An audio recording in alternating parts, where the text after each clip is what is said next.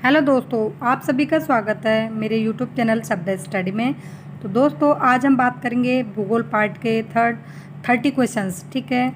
अगर आपको मेरी वीडियो अच्छी लगी हो तो प्लीज़ इसे लाइक शेयर सब्सक्राइब जरूर करें। और दोस्तों, आपसे मेरी रिक्वेस्ट है कि इसको बिना स्किप किए हुए अंत तक जरूर देखें। तो चलो शुरुआत करते हैं।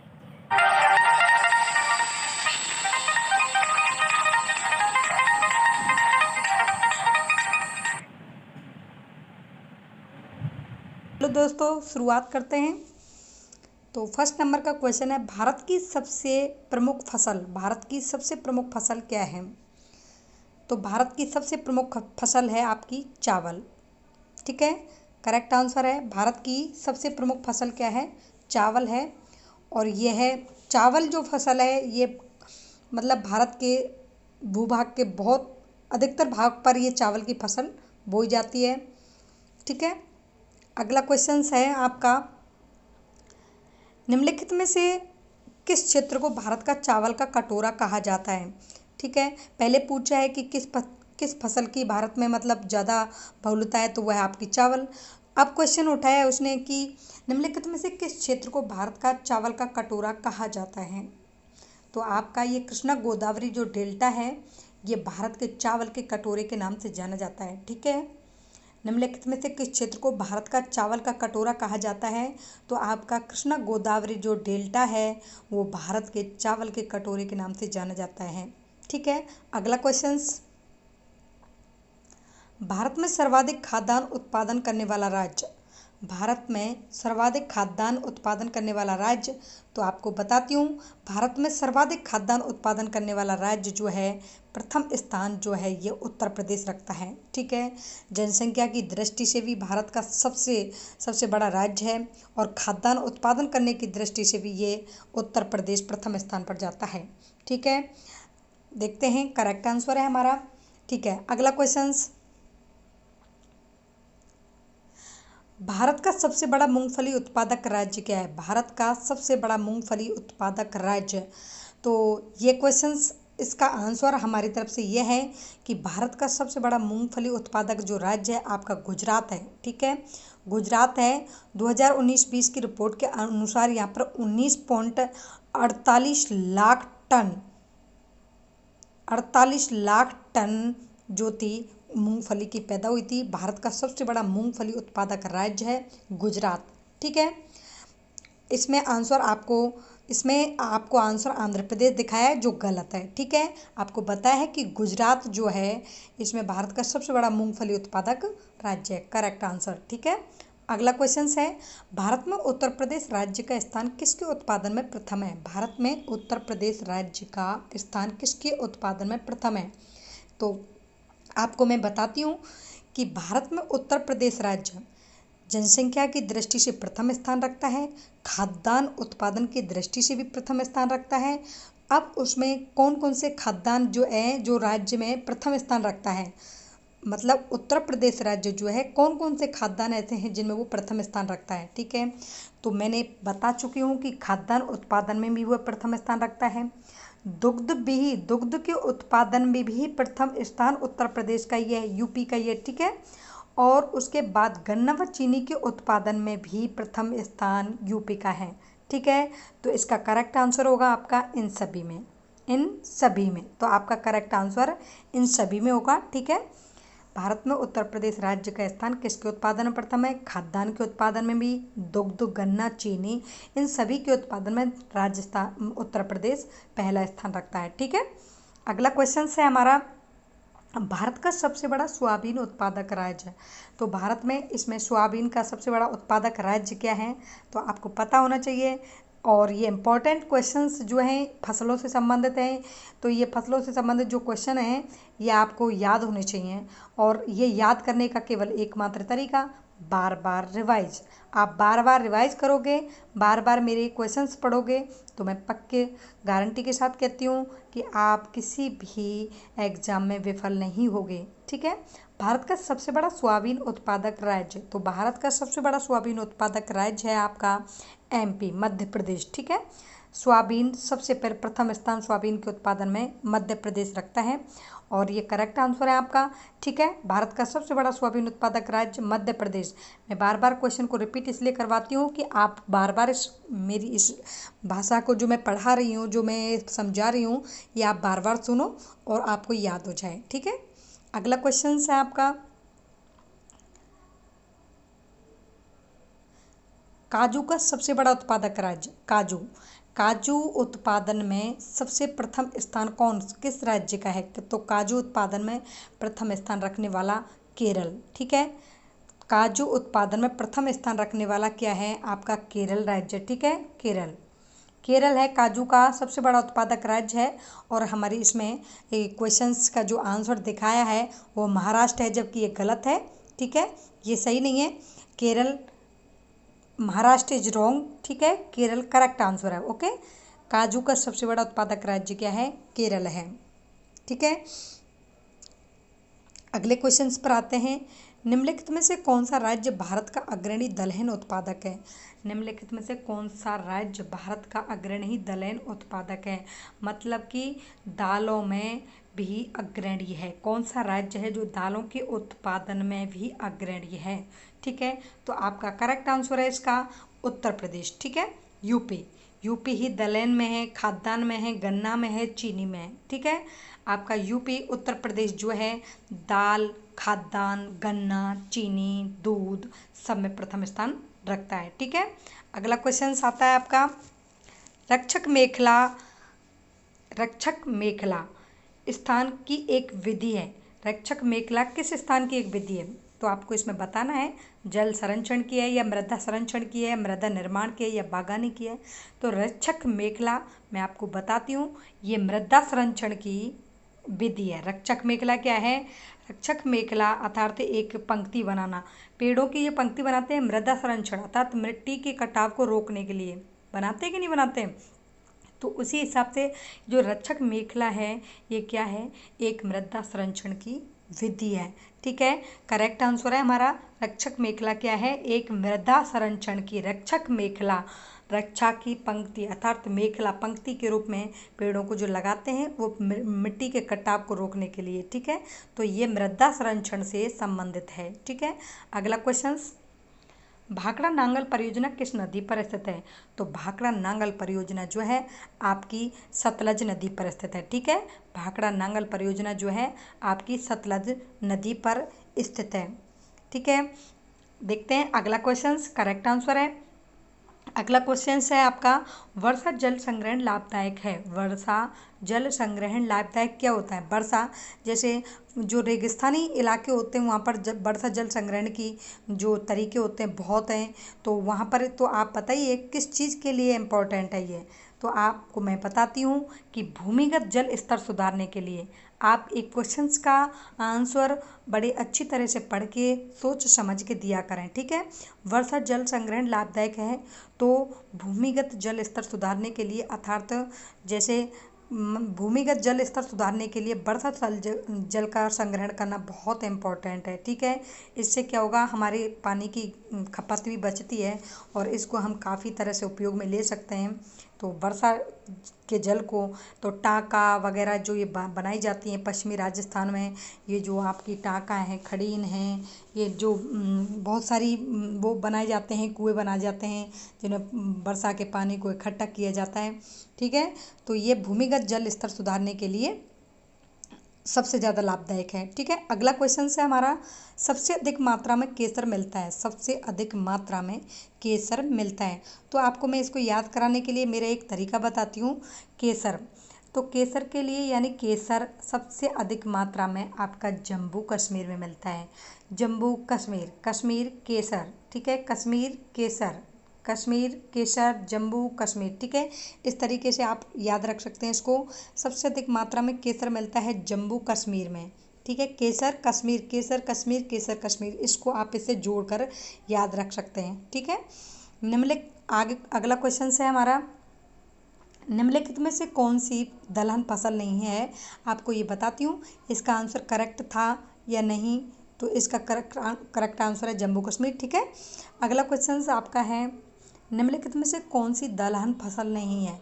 तो आपको इन फसलों में देखना है कि कौन सी ऐसी है जो आपकी दलहन फसल नहीं है। ठीक है, कौन सी है जो आपकी दलहन फसल नहीं है। चना, मखाना, मूंग, अरहर। तो आपके ये सारी जो फसल हैं, चना ये भी दाल में आती है, मूंग भी दाल में आती है, अरहर दाल में आती है, लेकिन मखाना जो है ये दलहनी फसल नहीं है। अतः हमारा करेक्ट आंसर है मखाना। ठीक है, क्योंकि क्वेश्चन में क्या पूछा है, कौन सी दलहनी फसल नहीं है, तो मखाना दलहनी फसल नहीं है। तो अगला क्वेश्चन, निम्नलिखित में से कौन सी व्यापारिक फसल नहीं है। अब इसमें पूछा है कि व्यापारिक जो फसल होती हैं जिनको नकदी फसल बोला जाता है, कौन सी ऐसी फसल है जो व्यापारिक फसल नहीं है। तो इन फसलों के मैटर में आपको याद रखना है कि मक्का जो है आपकी व्यापारिक फसल नहीं है, क्योंकि मक्का जो है आपकी व्यापारिक फसल नहीं है। ठीक है, करेक्ट आंसर है हमारा मक्का जो है आपकी व्यापारिक फसल नहीं है। जूट, कपास, मखाना ये सभी व्यापारिक फसलों की श्रेणी में आती हैं। ठीक है, अगला क्वेश्चन, निम्नलिखित में से भारत में कौन सी फसलें उत्पादन में सर्वाधिक क्षेत्रफल घेरती है। भारत में कौन सी ऐसी फसल है जो सर्वाधिक क्षेत्रफल पर बोई जाती है। और एक और बात बता देती हूँ कि भारत में वह सर्वाधिक स्थान भी रखती है और सर्वाधिक खाद्यान्न की दृष्टि से और प्रथम स्थान भी है उसका, और सर्वाधिक क्षेत्रफल को घेरती है। तो वह ऐसी कौन सी फसल है, तो वह आपकी चावल जो है, आपकी चावल भारत में उत्पादन में सर्वाधिक क्षेत्रफल घेरती है और सर्वाधिक खाद्यान्न प्रथम स्थान रखती है खाद्यान्न की दृष्टि से भारत में, तो आपका चावल। और आपको बताती हूँ कि चावल करेक्ट आंसर है। और एक और बात बताती हूँ कि पश्चिमी बंगाल जो है, पश्चिम बंगाल राज्य जो है आपका चावल उत्पादन में प्रथम स्थान रखता है। ठीक है, अगला क्वेश्चन, चावल का कृषिगत उत्पादन सर्वप्रथम कहाँ हुआ था। अब चावल के मैटर में पूछा है कि सबसे पहले चावल का कृषिगत उत्पादन सबसे पहले कहाँ हुआ था। तो हमारा जो देश है चावल उत्पादन में प्रथम स्थान रखता है, अर्थात पश्चिम बंगाल जो राज्य है चावल उत्पादन की दृष्टि से पहला स्थान रखने वाला राज्य है। तो आप इस हिसाब से बता सकते हैं कि चावल का कृषिगत उत्पादन सर्वप्रथम कहाँ हुआ था। तो आपके दक्षिण एशिया में चावल का कृषिगत उत्पादन सबसे पहले यहीं चालू हुआ था। ठीक है, तो दक्षिण एशिया आपका करेक्ट आंसर है। अगला क्वेश्चन है आपका, भारत में सर्वाधिक ऊंचा अर्थ फील्ड बांध, मतलब जमीन से अर्थ फील्ड बांध सबसे सर्वाधिक ऊंचा कौन सा बांध है। भारत में सर्वाधिक ऊंचा अर्थ फील्ड बांध क्या है, तो आपका अर्थ फील्ड बांध है रणजीत सागर जो बांध है वो भारत में सर्वाधिक ऊंचाई पर स्थित बांध है। ठीक है, भारत में सर्वाधिक ऊंचा अर्थ फील्ड बांध रणजीत सागर बांध को कहा जाता है। ठीक है, अगला क्वेश्चन है आपका, दुनिया की सबसे लंबी पर्वत श्रृंखला कौन सी है। तो दुनिया की सबसे लंबी पर्वत श्रृंखला कौन सी है, आप बताओ। दुनिया की सबसे लंबी पर्वत, दुनिया की, आप क्वेश्चन पर ध्यान दीजिए, दुनिया की सबसे लंबी पूछा है, यानी कि विश्व की सबसे लंबी पर्वत श्रृंखला कौन सी है। तो आपकी एंडीज जो पर्वत श्रृंखला है वो सबसे लंबी पर्वत श्रृंखला है। ठीक है, करेक्ट आंसर है एंडीज पर्वत श्रृंखला दुनिया की सबसे लंबी पर्वत श्रृंखला है। अगला क्वेश्चन है हमारा, वायुमंडल में सबसे अधिक मात्रा में कौन सी गैस पाई जाती है। वायुमंडल में सबसे अधिक मात्रा में कौन सी गैस पाई जाती है। तो आपकी वायुमंडल में सर्वाधिक मात्रा में पाई जाने वाली गैस है नाइट्रोजन। ठीक है, नाइट्रोजन पाई जाती है वायुमंडल में सर्वाधिक मात्रा में। जो नाइट्रोजन है ये आपकी 78% नाइट्रोजन पाई जाती है, 0.03% ये कार्बन डाइऑक्साइड होती है। ठीक है, वायुमंडल में सबसे अधिक मात्रा में कौन सी गैस पाई जाती है, तो हमें याद रखना है कि नाइट्रोजन गैस जो है सर्वाधिक मात्रा में पाई जाती है। ठीक है, वायुमंडल की, तो अगला क्वेश्चन आता है हमारा,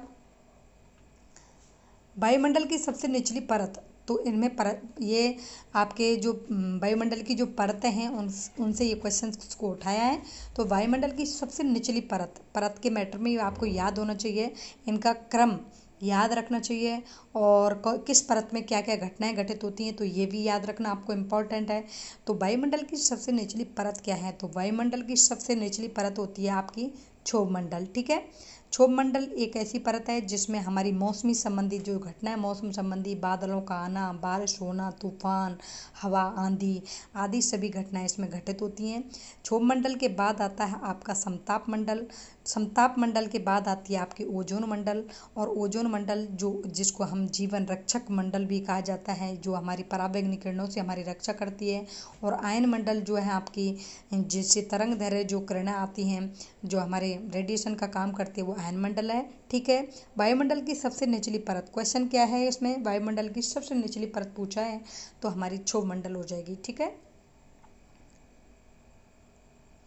व्यापारिक स्तर पर किए जाने वाला विभिन्न प्रकार के फलों का उत्पादन क्या कहलाता है। व्यापारिक स्तर पर किए जाने वाला विभिन्न प्रकार के फलों का उत्पादन क्या कहलाता है। तो उत्पादन की काफ़ी जो उत्पादन प्रक्रिया हैं वो क्या क्या चीज़ कहलाती हैं, एपीकल्चर, सेल्वीकल्चर, मेरीकल्चर, हार्टिकल्चर, किस किस किस चीज़ को कहते हैं, तो इन चीज़ों के मैटर में इसमें बताया है।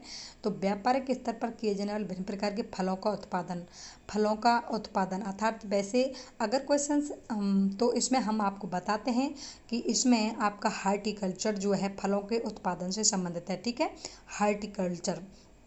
लेकिन आपको एक बात बताती हूँ, अगर आपसे क्वेश्चंस में ये आ जाता है कि क्या कहते हैं, हार्टिकल्चर्स जो है, हार्टिकल्चर्स अर्थात क्या कहते हैं, ये जो क्या कहते हैं, हार्टिकल्चर्स में अगर बागवानी से संबंधित वो आ जाता है कि व्यापारिक स्तर पर किए जाने विभिन्न प्रकार के फलों का उत्पादन क्या कहलाता है, तो हार्टिकल्चर कहलाता है। ठीक है। आपका जो एपीकल्चर जो है ये मधुमक्खी के पालन से संबंधित है। ठीक है। और आपका सेल्वीकल्चर जो है ये रेशम कीट पालन से संबंधित है। और आपका मेरीकल्चर ये आपको बता देते हैं कि जो विभिन्न प्रकार के फलों का उत्पादन, इसमें क्वेश्चंस पूछा है कि विभिन्न प्रकार के फलों का उत्पादन क्या कहलाता है, तो आप इसमें ऑप्शन हार्टिकल्चर करके आएंगे। ठीक है, करेक्ट आंसर। बागानी कृषि व्यापक है। बागानी कृषि कहाँ पर व्यापक है, किस घाटी में बागानी कृषि जो है महत्वपूर्ण है, किस घाटी में बागानी कृषि जो है महत्वपूर्ण है। ठीक है, तो आपकी कैलिफोर्निया की जो घाटी है वहाँ पर बागानी कृषि व्यापक रूप से की जाती है। ठीक है, बागानी कृषि के लिए कैलिफोर्निया की जो घाटी है वो बागानी कृषि के लिए फेमस है। ठीक है, तो अगला क्वेश्चन है आपका, कुजवास कोयला क्षेत्र निम्नलिखित में से किस राज्य में स्थित है। कुजवास कोयला क्षेत्र निम्नलिखित किस राज्य में स्थित है, किस राज्य में है, इसमें राज्य दिया है, देश भी है ये राज्य उस। ठीक है, तो कुजवास कोयला क्षेत्र निम्नलिखित किस राज्य में स्थित है, किस देश में स्थित है, राज्य नॉट। ठीक है, किस देश में स्थित है। तो कुजवास कोयला क्षेत्र को याद रखने के लिए मैं आपको बताती हूँ, आप मेरे तरीके से याद रखना है आपको कि जैसे रूस। ठीक है, कुजवास कोयला क्षेत्र निम्नलिखित राज्य में स्थित है, तो ये रूस में स्थित है। रूस, कुज। ठीक है, कुज, रूस, कुज। आपके दोनों वर्ड रूस छोटा कुज, इसके अकॉर्डिंग आप इसको जोड़ते हुए याद रख सकते हैं। ठीक है, रूस कुज, रूस कुज, रूस कुजवास कोयला क्षेत्र निम्नलिखित किस राज्य में स्थित है, तो रूस को कुज के अकॉर्डिंग याद रख सकते हैं। ठीक है, आप अपने तरीके से किसी भी तरीके से याद रख लेना, लेकिन मैं जो बता रही हूँ उससे भी आपको बहुत याद करने में आसानी होगी। ठीक है, अगला क्वेश्चन आता है हमारा रूस बेसिन। पहला था कुजवास कोयला क्षेत्र, अब क्वेश्चंस हमारा 24 में जो रूस बेसिन कोयला उत्पादक क्षेत्र किस देश में स्थित है। अब उन्होंने पूछा है कि रूस बेसिन कोयला उत्पादक क्षेत्र किस देश में, क्या रूस बेसिन का कोयला उत्पादक क्षेत्र किस देश में स्थित है, इसमें अलग से क्वेश्चन उठाया है तो आपको बताती हूँ। तो ये रूस बेसिन कोयला उत्पादक जो क्षेत्र है हमारा, ये जर्मनी में स्थापित है। ठीक है, जर्मनी में है, आपके जर्मनी करेक्ट आंसर है बिल्कुल। रूस बेसिन कोयला उत्पादक क्षेत्र किस देश में स्थित है, तो जर्मनी में। ठीक है, अगला क्वेश्चन है हमारा, ढाका प्राचीन काल में किसके लिए प्रसिद्ध था। ढाका जो है प्राचीन काल में किसके लिए प्रसिद्ध था, बहुत फेमस था। वेरी वेरी इंपॉर्टेंट क्वेश्चन है और इसको आप बहुत अच्छी तरह से याद रखना है आपको। ढाका प्राचीन काल में किसके लिए प्रसिद्ध था, तो मैं आपको बताती हूँ, ये मलमल के लिए। ठीक है, मलमल के लिए प्रसिद्ध था। ढाका की मलमल बहुत फेमस है। ठीक है, ढाका की मलमल, ढाका की मलमल। ठीक है, याद हो गया होगा, ढाका की मलमल। ठीक है, तो आपका ये करेक्ट आंसर है। ढाका प्राचीन काल में किसके लिए प्रसिद्ध था, तो ढाका जो था प्राचीन काल में मलमल के लिए प्रसिद्ध था। अगला क्वेश्चन है आपका, ब्यूनस आयर्स निम्न में से किस लिए प्रसिद्ध है? ब्यूनस आयर्स निम्न में से किस के लिए प्रसिद्ध है? ब्यूनस आयर्स जो है आपके डेयरी पदार्थ तथा मांस के उत्पादन के लिए प्रसिद्ध है। ठीक है, डेयरी पदार्थ तथा मांस के उत्पादन के लिए प्रसिद्ध है। ठीक है, ब्यूनस आयर्स डेयरी पदार्थ मांस, ब्यूनस आयर्स निम्नलिखित में से किसके लिए प्रसिद्ध है? डेयरी पदार्थ तथा मांस के लिए प्रसिद्ध है। ठीक है, आपको ये क्या कहते हैं, जैसे सेरीकल्चर होता है वो रेशम कीट पालन से संबंधित होता है, उसी प्रकार की क्वेश्चन है ये। ब्यूनस आयर्स निम्नलिखित में से किसके लिए प्रसिद्ध है? तो ब्यूनस आयर्स जो है आपके डेयरी पदार्थ मांस के लिए प्रसिद्ध है। अगला क्वेश्चन आता है हमारा, निम्नलिखित में से कौन सर्वाधिक औद्योगिकृत देश है? तो आपको ये बताना है कि सर्वाधिक उद्योग, तो ये आपको याद होना चाहिए और याद भी होगा ये क्योंकि बहुत फेमस है। क्योंकि निम्न में कौन सर्वाधिक औद्योगिकृत देश है? सबसे ज़्यादा डेवलपमेंट सिटी और सर्वाधिक उद्योग किस देश में है? तो ये आपका सिंगापुर जो देश है वो सर्वाधिक औद्योगिकृत देश है। ठीक है, सर्वाधिक उद्योग यहाँ पर पाए जाते हैं सिंगापुर में। करेक्ट आंसर है आपका सिंगापुर। ठीक है, कौन सा सर्वाधिक औद्योगिकृत देश है? तो सिंगापुर आपका करेक्ट आंसर है। ठीक है, अगला क्वेश्चन है आपका, निम्नलिखित आंतरिक जल यातायात हेतु सबसे उपयुक्त और महत्वपूर्ण नदी। तो इसमें नदियों का ये क्वेश्चन आया है। और आंतरिक जल यातायात हेतु सबसे उपयुक्त और महत्वपूर्ण नदी क्या है? आंतरिक जल यातायात मतलब इसमें क्वेश्चंस को आपको ध्यान से पढ़ना होगा। आंतरिक जल यातायात हेतु सबसे उपयुक्त और महत्वपूर्ण नदी कहाँ पर है? तो आपको बताती हूँ। सबसे पहले आंतरिक जल यातायात की जो शुरुआत जो थी ये यूरोप महाद्वीप से हुई है। ठीक है, तो यूरोप महाद्वीप की ये नदियाँ हैं। तो इसमें से कौन सी ऐसी नदी है जहाँ आंतरिक महत्वपूर्ण नदी है या जल यातायात हेतु आंतरिक रूप से? तो आपकी जो राइन नदी है वो सर्वाधिक रूप से महत्वपूर्ण नदी इस चीज़ के लिए है, राइन। ठीक है, राइन नदी आंतरिक जल यातायात हेतु सबसे उपयुक्त और महत्वपूर्ण नदी मानी जाती है। ठीक है, अगला क्वेश्चन देखते हैं, करेक्ट आंसर है। ठीक है, अगला क्वेश्चन है हमारा, निम्नलिखित में से किस महाद्वीप में आंतरिक जलमार्ग का सर्वाधिक विकास हुआ है? अब क्वेश्चन पूछा है कि किस महाद्वीप में, मैंने आपको बताया था ऊपर। निम्नलिखित में से अगले क्वेश्चन में मैंने आपको बताया, तो उसी से आप इसका जवाब दे सकते हैं। तो आंतरिक जलमार्ग जो था सबसे पहले किस महाद्वीप में हुआ था? तो यूरोप महाद्वीप में। ठीक है, यूरोप महाद्वीप में हुआ था। आंतरिक जलमार्ग सबसे ज़्यादा कहाँ हुआ था? यूरोप महाद्वीप में हुआ था। ठीक है, तो देखते हैं करेक्ट आंसर है। करेक्ट आंसर है हमारा, तो आंतरिक जलमार्ग का सर्वाधिक विकास कहाँ पर हुआ था? यूरोप। और किस नदी, कौन सी नदी इसके लिए फेमस है? तो राइन नदी करना है इसमें। ठीक है, अगला क्वेश्चन है हमारा 30 क्वेश्चन, सौरमंडल का सर्वाधिक गर्म ग्रह कौन सा है? सौरमंडल का सर्वाधिक गर्म ग्रह कौन सा है? तो आपको बताती हूँ, सौरमंडल का सर्वाधिक गर्म ग्रह, आपका सौरमंडल का सर्वाधिक जो गर्म ग्रह है वो आपका शुक्र ग्रह। ठीक है, जिसको क्या कहते हैं? भोर का तारा भी कहते हैं। ठीक है, भोर का तारा भी इसको कहते हैं, फेमस है ये, भोर का तारा भी इसको कहा जाता है।